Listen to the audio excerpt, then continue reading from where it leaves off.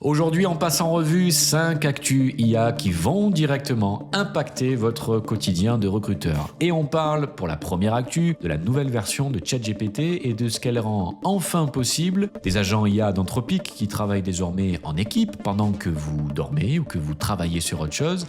De Mistral qui mise 830 millions sur un data center à Paris, de Notion qui se transforme en vrai cockpit de recrutement et de N8N, un outil no-code qui pourrait bien automatiser tout votre pipeline.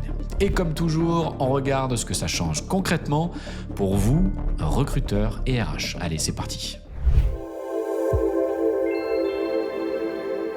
On attaque avec la plus grosse annonce du mois. ChatGPT, avec son nouveau modèle GPT 5.4, a été lancé le 5 mars par OpenAI. Et cette fois, ce n'est pas juste un modèle un peu meilleur. La fenêtre de contexte passe à 1 million de tokens, comme le faisait d'ailleurs déjà Claude. Pour vous donner une idée de 1 million de tokens de ce que c'est, un CV standard fait environ 500 mots. 1 million de tokens, c'est 750 000 mots. Autrement dit, ChatGPT peut maintenant avaler l'intégralité de votre base de fiches de poste, vos 200 CV en attente et votre process de recrutement complet en une seule conversation et sans perdre le fil. Deuxième nouveauté, le thinking ajustable. Vous pouvez corriger la trajectoire du raisonnement de l'IA en cours de réponse. Vous voyez que ChatGPT part dans la mauvaise direction, vous le redirigez en temps réel sans relancer la conversation.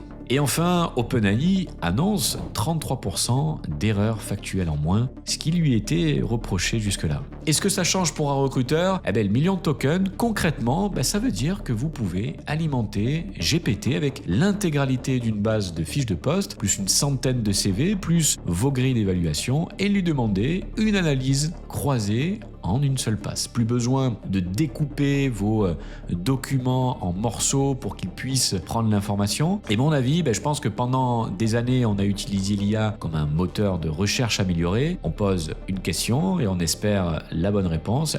Avec GPT 5.4, on entre dans l'ère du pilotage. Vous donnez un cap, vous ajustez en temps réel et l'IA s'adapte. Et justement, si on parle de diriger l'IA, Anthropic, le concurrent de ChatGPT, vient de pousser le concept un cran plus loin. On ne dirige plus une seule IA, on en dirige plusieurs. Et en même temps. Et Anthropic, c'est l'entreprise que vous connaissez tous derrière Claude. Au premier trimestre 2026, ils ont sorti plus de 30 mises à jour pour Claude Code, leur outil de développement. Mais il y a pour moi 2 features qui changent vraiment la donne. La première, c'est Agent Teams. Jusqu'ici, quand vous utilisiez une IA, c'était un dialogue à 1 contre 1. Avec Agent Teams, vous pouvez maintenant déployer plusieurs agents Claude qui travaillent en parallèle. Un agent lead coordonne et les autres exécute. Chacun a sa propre fenêtre de contexte et ils communiquent entre eux via un système de messagerie intégré. La deuxième feature, Dispatch, concrètement vous préparez une liste de tâches, par exemple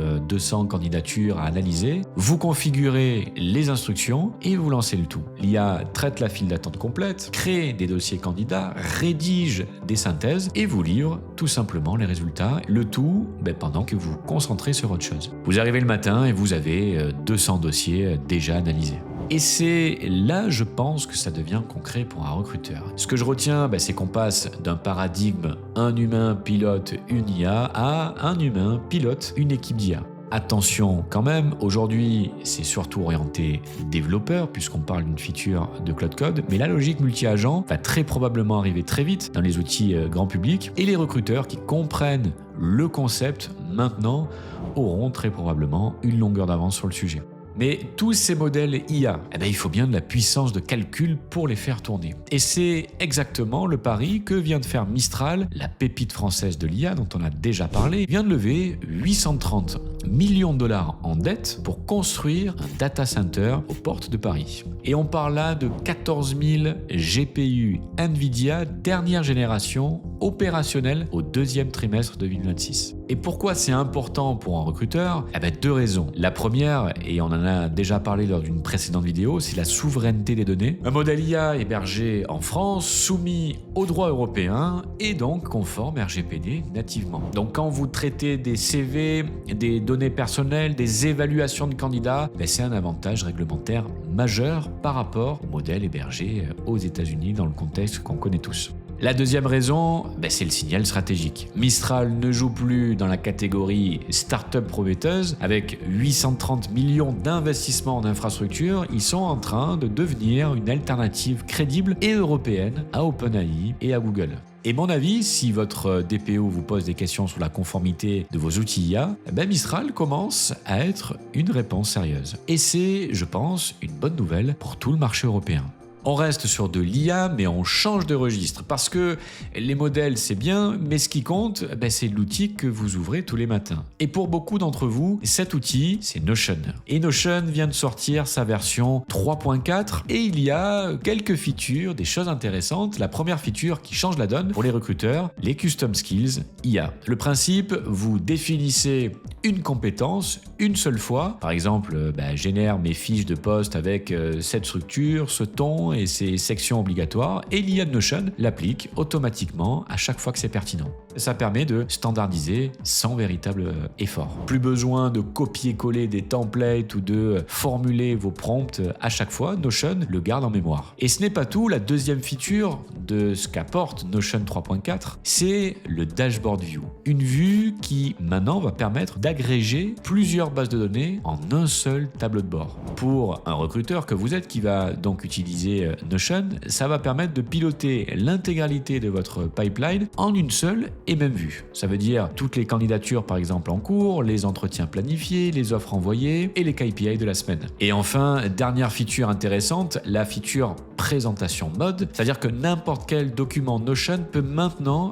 être transformé en diaporama, ce qui peut permettre par exemple de transformer un brief de poste en présentation pour un hiring manager en 30 secondes de façon construite et comme vous le feriez peut-être avec un PowerPoint. Ce que j'en retiens, c'est que Notion passe de base de données intelligente à cockpit de recrutement. Si vous l'utilisez déjà pour gérer vos candidatures, ces trois features pourraient vous faire gagner un temps considérable. Et pour terminer, l'actu qui pourrait bien être la plus impactante pour votre quotidien de recruteur, c'est l'outil N8N. Pour ceux qui ne connaissent pas N8N, c'est une plateforme d'automatisation open source qui fait penser un petit peu à Zapier, si vous connaissez, ou Make, mais qui permet des choses un petit peu plus puissantes et en gratuit si vous l'hébergez vous-même. Et N8N vient de sortir une mise à jour qui change la donne. Vous pouvez désormais créer et modifier des workflows d'automatisation simplement en parlant à une IA. Vous dites par exemple, crée-moi un workflow qui relance automatiquement tous les candidats qui n'ont pas répondu en 48 heures et N8N vous permet de créer un workflow qui va vous permettre de le faire. Et les possibilités pour un recruteur, pour moi, elles sont énormes. Nouvelle candidature reçue,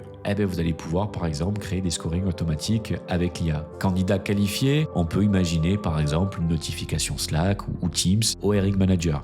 Pas de réponse en 48 heures, on pourra prévoir par exemple un email de relance personnalisé. Et tout ça sans se prendre la tête forcément avec la gestion des nodes et le paramétrage de ces nodes. Mon avis, c'est que c'est peut-être l'outil cette semaine qui me rend le plus enthousiaste. C'est, je pense, un tournant pour tous les recruteurs, et pas que d'ailleurs, qui n'ont pas forcément de background technique. D'ailleurs, on prépare un tutoriel complet sur la chaîne pour construire votre premier workflow recrutement avec N8N. Donc abonnez-vous à la chaîne pour être sûr de ne pas le rater. Et si je devais retenir une seule chose de cette semaine, l'IA n'est plus un outil unique qu'on interroge, ça devient aujourd'hui une équipe qu'on orchestre. Et les recruteurs qui comprennent ça maintenant vont probablement avoir un avantage considérable dans les mois qui viennent. Si ce format vous plaît, abonnez-vous, activez la cloche, on sort une revue comme celle-ci chaque semaine. Et dites-moi d'ailleurs en commentaire quelle actu vous a le plus marqué, ce que vous en pensez. On se retrouve dans les commentaires et à la semaine prochaine.